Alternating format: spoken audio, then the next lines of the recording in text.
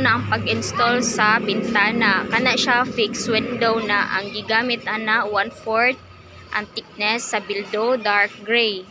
1 3/4 by 4 ang iyahang aluminum analog.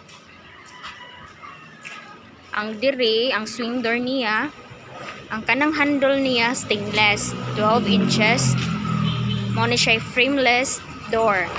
Ang babaw fixed transom, ang kilid pud niya fixed pero 1/4 clear glass ra na atong gigamit ana. Ang swing door gigamitan nag 3/8 ordinary glass. Frameless kay naama na siya FD 100. So wala na, kompleto na gyud siya. Na complete na ang iyang pag-install. Diri dapita nahibulong mo nganong itom dark gray siya. Akong gibutangan anang bilduha kay bantang kay siya sa init labi na nga udto. Diha sa tubangan clear glass kay aron makita pud ang sulod nga moabang diha.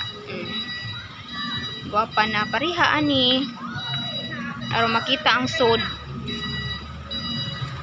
Diba? Ang ayam sa siya butangag dark gray sa kilid kay labi na nga udto, purting inita. Di kay kasud ang init.